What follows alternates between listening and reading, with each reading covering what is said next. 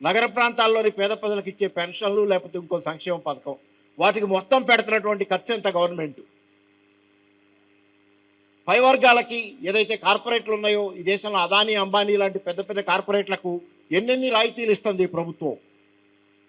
ఎన్నెన్ని లక్షల కోట్ల రూపాయలు పై వర్గాలకు కేటాయిస్తుంది. మధ్యతరగతి దృష్టి మొత్తం దీని మీద ఉంటల్లా. మధ్యతరగతి దృష్టి మొత్తం సామాన్య పేద జనాలకు ఏదైతే ప్రభుత్వాలు రాయితీలు ఇస్తుందో దాని మీద దృష్టి పెట్టి విమర్శలు చేస్తున్నారు. వీళ్ళు ఉచితాలు ఇస్తున్నారండి, పాడైపోతున్నారు జనాలని. నేను అడిగేది ఒకటే, మిక్సీలు ఇస్తాము లేకపోతే ఇంకోటి ఇస్తామనే దానికి నేను కూడా వ్యతిరేకమే. కానీ సంక్షేమ పథకాలు ఉండాలి. ఈ మధ్యకాలంలో సుప్రీంకోర్టు కూడా బాగానే చెప్పింది ఆ విషయం. సంక్షేమానికి ఉచితాలకి తేడా ఉందని చెప్పింది.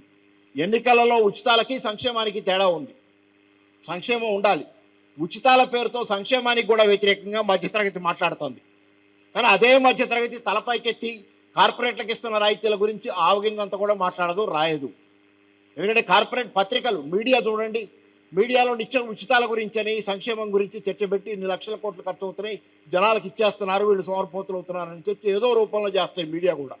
అదే మీడియా కార్పొరేట్లకు ఇస్తున్నటువంటి లక్షల కోట్ల రాయితీల గురించి ఇంత కూడా ప్రస్తావించదు.